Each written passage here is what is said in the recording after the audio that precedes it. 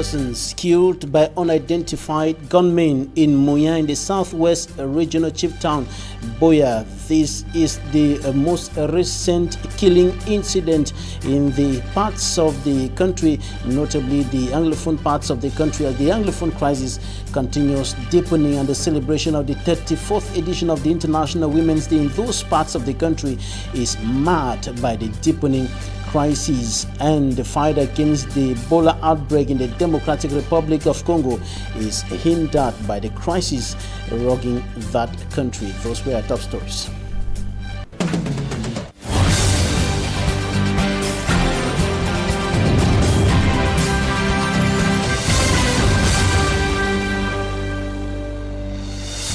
Thanks, ladies and gentlemen, for joining us on this edition of the 6 p.m. Primetime Newscast on Equinox Television, live from our headquarters in Cameroon's economic capital, Douala. I am Bable Jonathan. We begin in the southwest regional chief town, Buea, where 3 men have been killed by gunmen. They were killed in the Munya neighborhood, and innocent as a report that they were mistaken for smokers of Indian hemp.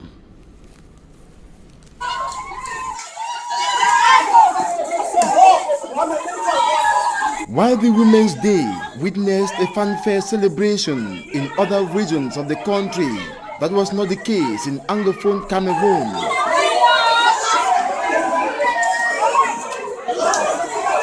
It was sorrow that arrested women, children, and men in Buea, for instance.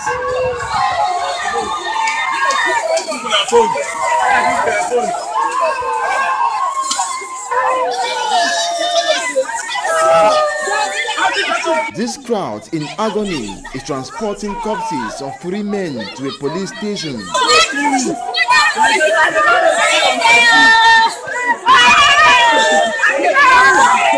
Sources say some unidentified men dressed in military wear stormed the locality precisely behind Mount Carmel College and opened fire on these civilians under the pretext they constitute a group of smokers who use the place as their hideout.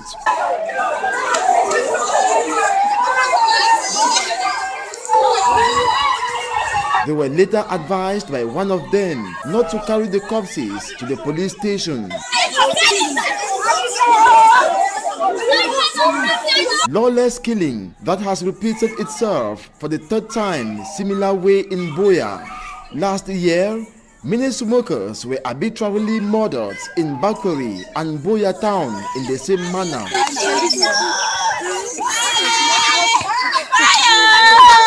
A cold and bloody Women's Day in Buea since the eve.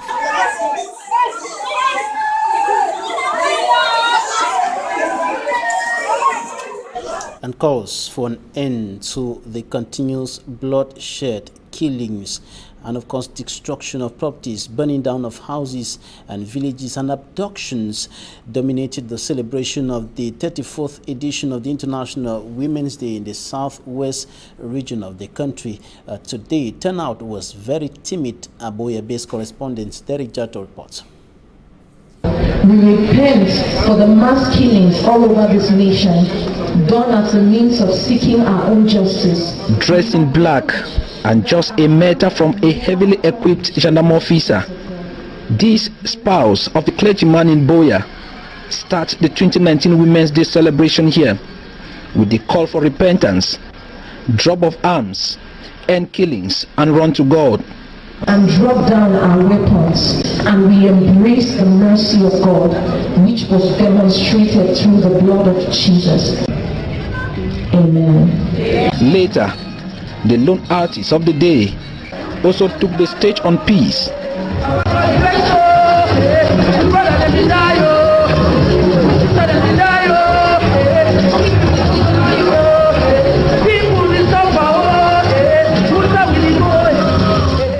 In her address, the Southwest Regional Delegate for Women Empowerment and the Family, Madam Judith Mofa, said God remains the only pillar for the collapsing Northwest and Southwest regions to lean on. We have hope that it's only God who can redress the situation and restore peace in our country.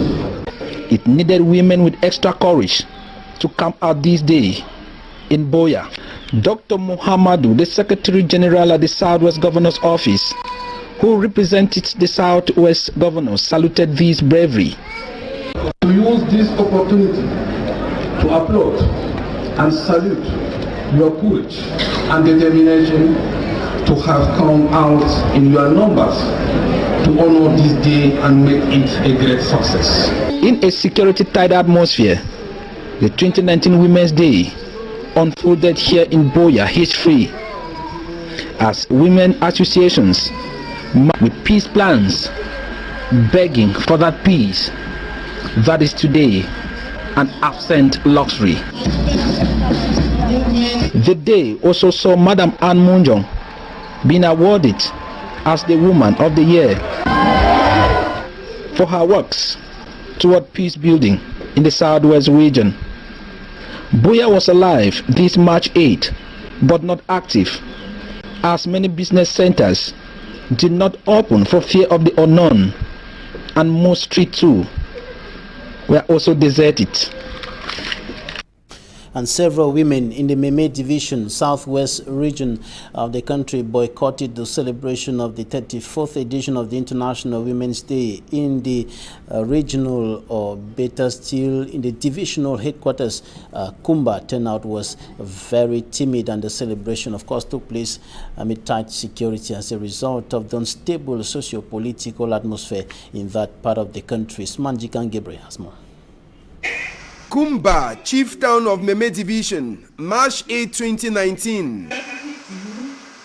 Security is at its top as most women stay away from the celebration of their day. The grandstand is almost empty, with very limited women present to commemorate the Women's Day due to the ongoing crisis.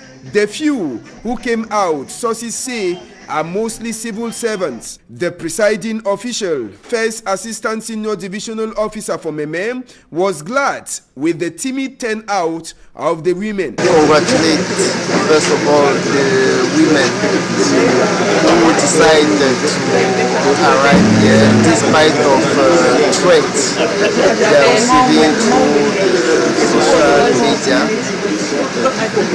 They challenge those threats. They are sending the message to other women that the security is there. Let them fight the fear that is with them. The march past that ensued was thrilled by this group of women who donned their Women's Day cloth to wear black to show their disappointment at the government that has decided to give a deaf ear to the crisis in the Northwest and Southwest region. The event ended with a march past of several groups of women, amongst them women from the police force in Kumba.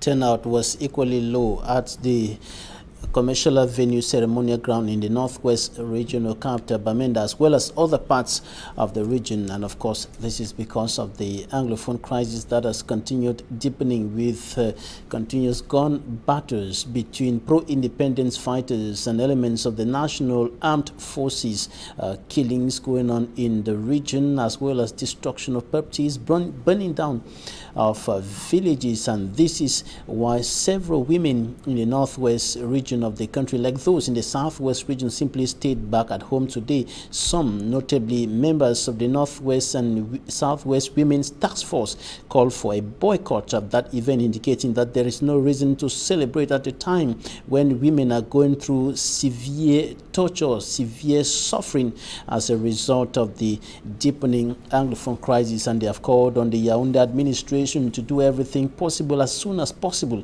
before things get out of hand. Here in the economic capital of the country, Douala women have called on government to provide urgent solutions to the crisis in the Northwest and Southwest regions of the country.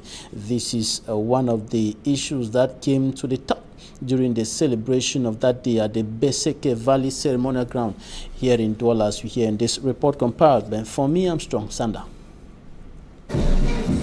With a very timid turnout compared to previous editions, women from all walks of life answered present at the ceremonial ground in Douala, though their minds were in the northwest and southwest regions of Cameroon. That war for that side for northwest and southwest, we just pray the president of this republic to take that people, that army, to stop war, to tell them to stop killing people in my side in southwest. I'm coming from Kumba, especially from Bongerot. People, they are dying every day. I'm just praying, Papa God, and the President of the Republic, Paul Biya, to take that army, to take them to keep down their gun. The women who took part in the March Past exercise in the city of Douala called on competent authorities to end the war that has caused untold suffering to women in particular and the inhabitants of the northwest and southwest regions of Cameroon in general. The war drive me out from Kumba, and all this time, all my people, they are in the house, in my house in Dogbo. All of them, they are there because of war. Please, President Pobia, I'm talking to you today. Please, make this war stop. Nous demandons au gouvernement de faire tout pour qu'il y ait la paix, l'harmonie entre nous. Women in Douala say it is frustrating to know that those in the northwest and southwest regions now live with their children in bushes as a result of the war. Imaginez, une maman avec ses enfants en brousse, est-ce que c'est normal? C'est pas bien. At the Beseke ceremonial ground in Douala, the 34th edition of the International Women's Day failed to witness the usual enthusiasm that characterized such days. Most women say they were only compelled to participate by their respective associations or enterprises. In Cameroon's political capital, Yaoundé, women came out in their numbers to celebrate this edition of the International Women's Day at the May 20 Avenue ceremony presided at by First Lady Chantal Biya. During that ceremony, women, of course, were canvassing for equality and, of course, saying no to some discriminations that are observed in different spheres of life, notably in developing countries of Africa, including Cameroon, where women are suffering from several discriminations and gender-based violence, and they were protesting and calling on authorities, of course, to do everything possible to step up a government's policy of government's policy as far as gender issues are concerned, in order to deal with these inequalities, discriminations, and of course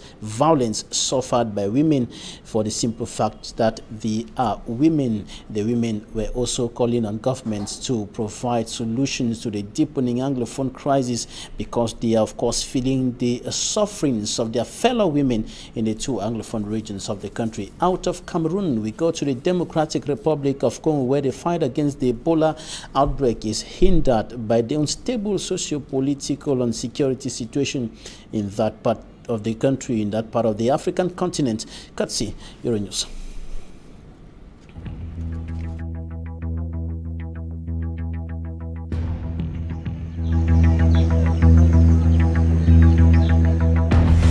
An Ebola outbreak in the Democratic Republic of the Congo is now Africa's second deadliest. Il a réussi à quelle heure? But doctors are saving patients, and those survivors are now playing an essential role in caring for the sick. Même si j'entre dans l'équipe, pas de problème. Je ne peux pas porter les PPE comme les autres qui n'ont pas été guéris ou bien qui n'ont pas été malades. Wemba Kambale Kikopo was one of the first Ebola survivors in the city of Beni. He contracted the virus from his wife, who died last September. Now, back at the same clinic that treated him, Kikopo has found work as a patient guardian who can care for the sick because he's now immune from the virus. Il vient de dire qu'il est ici depuis, ça fait au moins 3 jours. Il vomissait beaucoup et il faisait de la diarrhée. Aujourd'hui, ça commence à finir. Vraiment, on n'a pas contaminé na virusi yenyewe. Tu as perdu au moins 2 filles de ta famille et ton grand frère. Il dit vraiment c'est insupportable. Moi j'ai dit aussi j'ai perdu ma femme. Je ne supporte pas. Mais aujourd'hui j'ai commencé à supporter. Ma santé ça va passer. patient guardians also provide simple human contact, a critical need, especially for Ebola's youngest victims.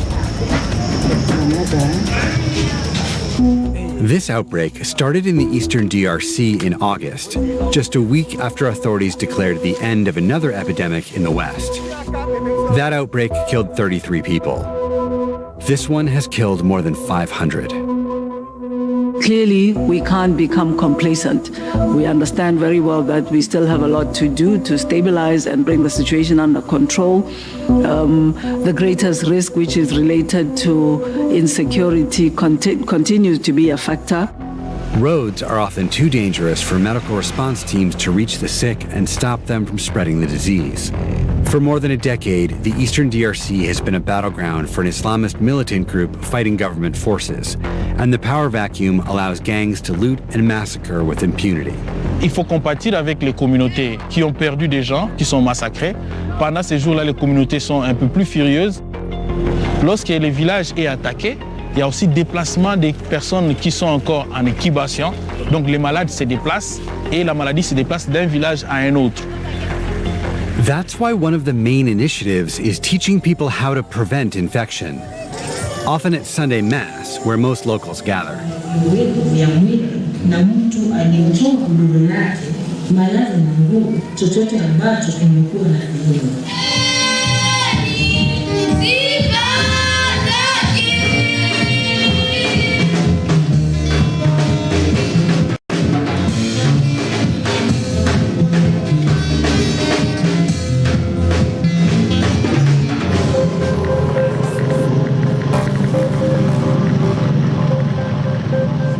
Kikopo is trying to protect his children from the disease that killed their mother.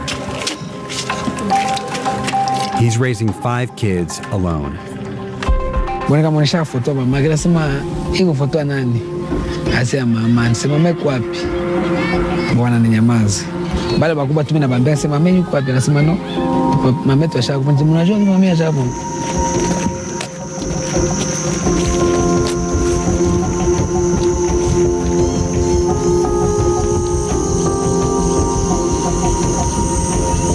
Bate bola grupu ya Bunjoi kule yote hiyo bate bola tu na kupanda pale hiyo. Kumbe mimi maisha yangu kubie sasa tu ile defume sababu ninapokea franga na franga sasa. Bibi imetoka chakula na pesa haiko tena.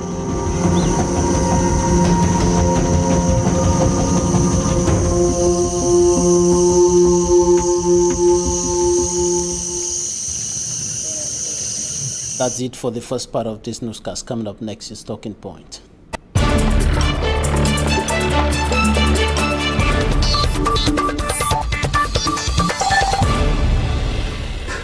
Thanks, ladies and gentlemen, for staying with us in Talking Point. We are receiving a female entrepreneur, a humanitarian, Dr. Belinda Babla. You're from the United States of America. You're welcome. Thank you. Thank you. Right. Oh, you're from the U.S., as I indicated, and you've observed how Women's Day is celebrated there. How is it celebrated? Well, I think it's quite similar to the way it's done over here. Loads and loads of activities, loads and loads of women empowerment activities, really. And it's a moment where women are more sensitized on the, on the values of a woman, on the importance of a woman. And I think I saw loads of that as well in Cameroon. Do we have parades? Absolutely, yes, they do. Yes.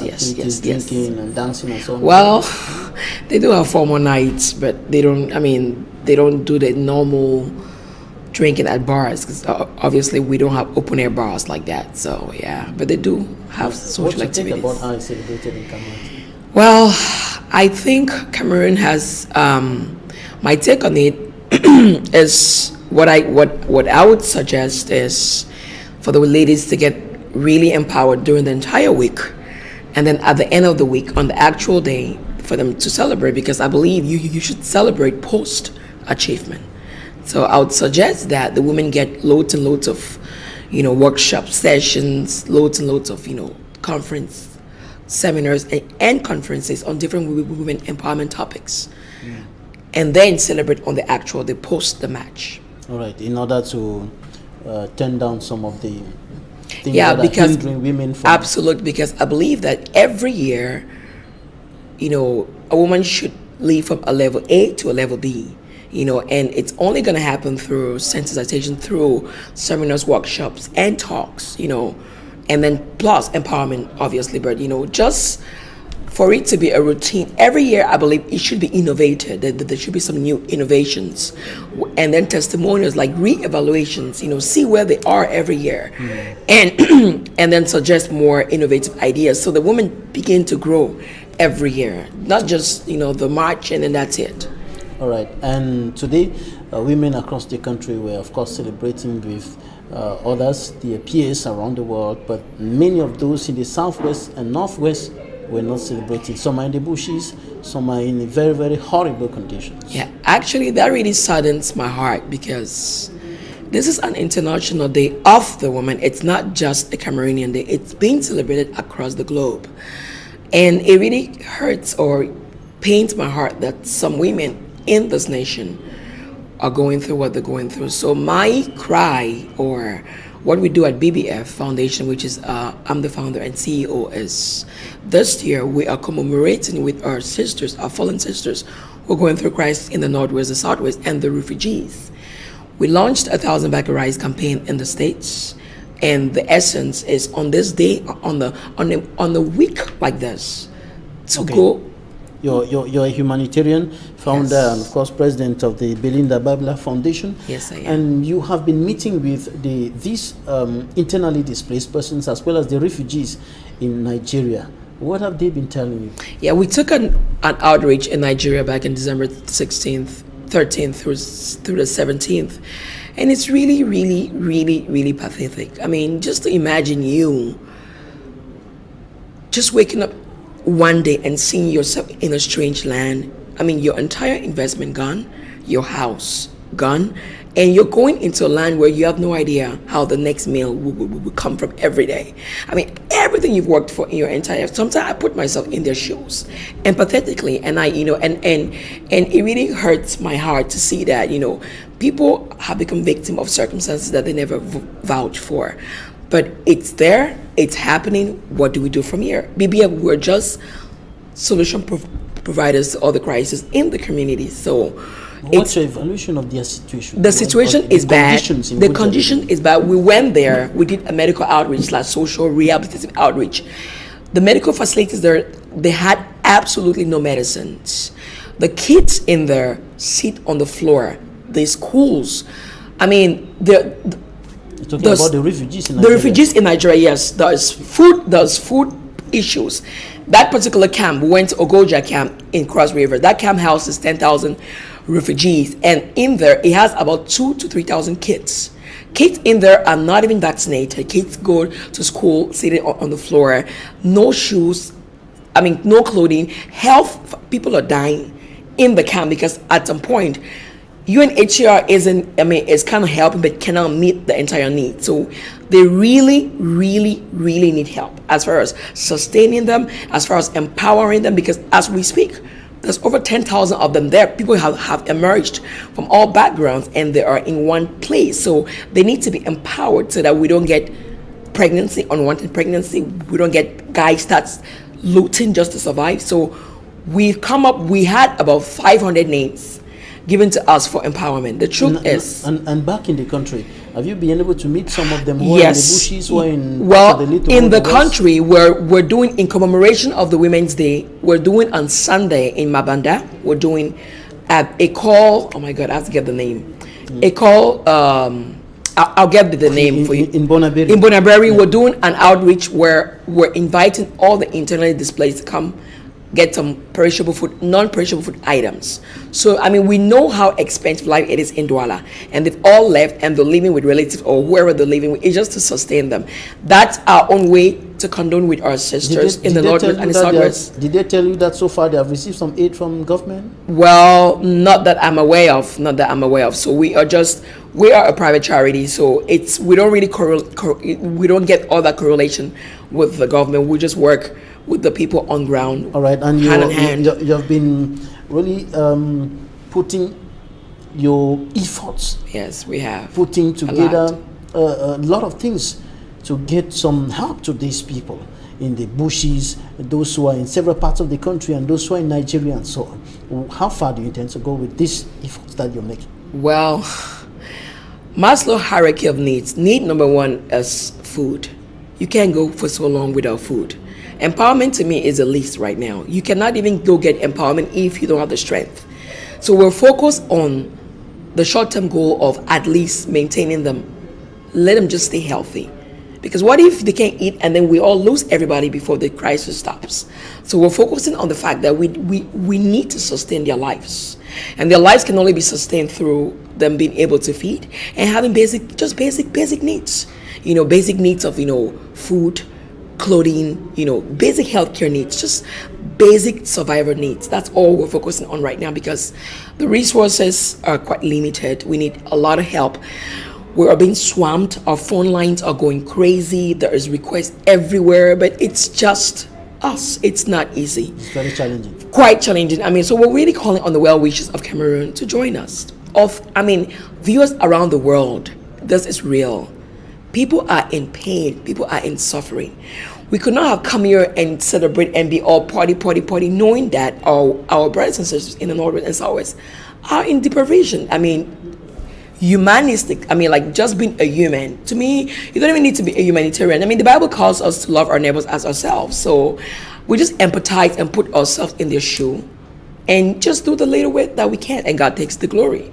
At the end of the day, it's just sustaining somebody in pain, sustaining somebody in need. It doesn't have to be in Anglophones only or the Northwest. We do this everywhere there's need, everywhere there's a crisis. We go out. We are strictly humanitarian. We don't do politics. All right. We're a strictly humanitarian agency. We're a Christian humanitarian agency, and we work under the mandates of God. So we're just going out to wipe tears and restore, just put a smile back on people's faces. Okay, with regards to the very difficult situation that you're painting, and of course the fact that what you're doing now cannot permanently solve the problems that these internally displaced persons and the refugees have, and of course the fact that there is need for a long-term solution to the crisis. What will you tell the Yaoundé administration? What will you tell the authorities of this country, and why not the international community? Well, right now I would really urge, or I would really plead for dialogue. Let's get a solution to this. There is nothing that cannot be solved without dialogue. I think it is still possible. Let's have a peaceful dialogue and get a long-lasting solution to the crisis that's going on in our nation. Cameroon is a very peaceful country. It has always known peace. We don't even know how we got ourselves into this, but we're in it, and we believe that there's solutions are available. The leaders need to get together and seek out a long-lasting solution. Blood is being shed. Leaders of tomorrow are being killed. The leaders of tomorrow are the youth of today. They are being killed. There is loads and loads of unrest going on. It is not healthy for the nation. It is not healthy for the world as a whole. Let's end all this crisis. Let's seek solution. Let's seek peace. Dr. Belinda Babla, entrepreneur, and of course humanitarian founder and president of the Belinda Babla Foundation. Thanks for coming all the way from the United States. Thank you guys. Thanks, ladies and gentlemen, for staying with us. That's it for today.